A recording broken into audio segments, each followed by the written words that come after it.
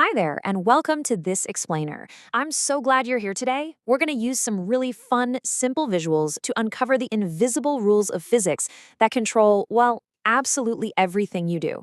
You know, physics doesn't have to be intimidating at all. It's actually happening all around us in the most ordinary, everyday moments.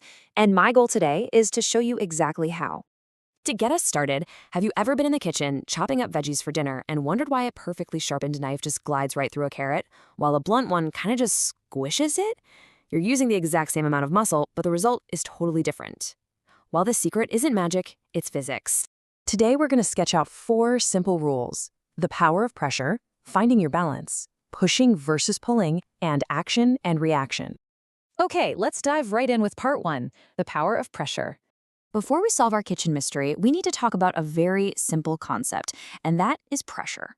Think of pressure as just how much push is packed into a specific space. If you take a whole lot of force and pack it into a tiny little dot, you get incredibly high pressure. But if you spread that exact same force out over a large space, the pressure drops. So back to our knife. Because a sharp knife has a super thin, tiny edge, the physical area making contact with your food is practically microscopic. That means all of your pushing force gets concentrated right into that tiny space. It creates this massive pressure that easily pierces and slices right through whatever you're cutting. Now, compare that to a dull, blunt knife. The edge is a lot thicker, right? Which means the surface area touching the food is much larger. Because that area increases, the pressure drops, and that is exactly why a blunt knife struggles to cut. Even if you push just as hard, your force is simply spread out too thin. In the science world, we write this simply as pressure equals force divided by area. And just like we measure distance in meters, we measure pressure in a unit called pascals. Just remember the golden rule here. Whenever the area shrinks, the pressure shoots up.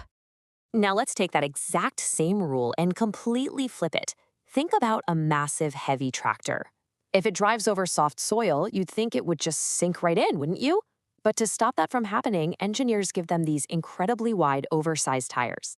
By spreading the tractor's massive weight over a much larger area of dirt, the pressure on the ground actually goes way down. The pushing force, the weight of the tractor, hasn't changed at all.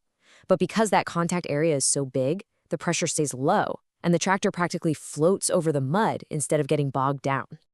All right, moving on to part 2, finding your balance. Let's leave the tools behind for a second and look at our own bodies. Have you ever watched a sprint race and noticed how the runners naturally lean forward when they take off? They definitely don't run standing perfectly straight up. If they did, their center of gravity would actually be slightly behind their forward momentum, which is a really great way to accidentally fall backward. But watch what happens when they lean. As the athlete tilts forward, their center of gravity, which is basically the core balance point of their whole body weight, shifts forward too.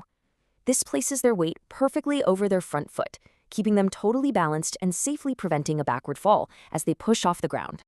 This tiny, invisible adjustment is a total game changer. It gives athletes incredible stability, and with that perfect balance, they can run so much faster, using way less effort. It is just brilliant body mechanics in action. Next up, part 3, pushing versus pulling. Let's think about moving heavy things like a loaded box or a shopping cart. Before we push or pull anything, we have to understand a force called the normal reaction. Now, I know that sounds a bit technical, but it's actually super easy. It's really just the ground pushing back up against the weight of an object. Gravity pulls the box down and the floor pushes it right back up so it doesn't fall through the earth. That upward push, that's your normal reaction. So when you push a heavy box from behind, you naturally push slightly downward, right? This adds extra force into the floor, which increases that normal reaction. And guess what? That increases friction, making the box way harder to slide. But if you pull the box from the front, you're actually lifting it upward just a tiny bit, which reduces the friction against the floor. The math for this is really straightforward. Frictional force equals a friction coefficient, which is just a fancy way of saying how bumpy the surface is, times that normal reaction we just talked about. We measure all these pushes and pulls in a unit called newtons. Basically, less normal reaction means less friction. But hold on, pulling isn't always the way to go. Take a shopping cart, for example. If you pull it blindly behind you, you're probably going to bump into someone. Pushing a shopping cart at a nice, suitable angle actually gives you great forward movement while keeping the cart perfectly balanced and entirely under your visual control.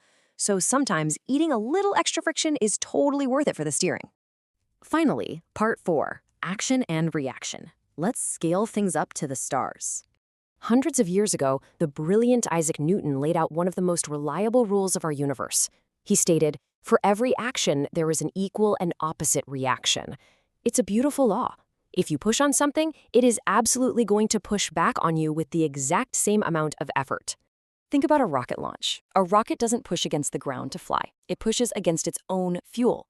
The engine powerfully blasts blazing hot gases straight downward. That is the action. In response, those rushing gases push the rocket straight upward with the exact same force. That's the reaction. We write Newton's third law super simply as force 1 equals negative force 2. That negative sign, it just means the forces are perfectly equal in strength but pointed in exactly opposite directions. Gas goes down, rocket goes up. It's incredibly simple, yet powerful enough to take us all the way to the moon. Which brings us to our final section, physics in everyday life. Whether you are slicing a carrot in your kitchen, sprinting down a running track, pushing a cart through the store, or watching a rocket launch into orbit, the physical rules of the universe remain exactly the same. They are always there, quietly working behind the scenes. So the next time you get up, walk across the room, or even just open a door, ask yourself, which of these invisible forces are acting on you right in that very moment? Keep your eyes open and stay curious.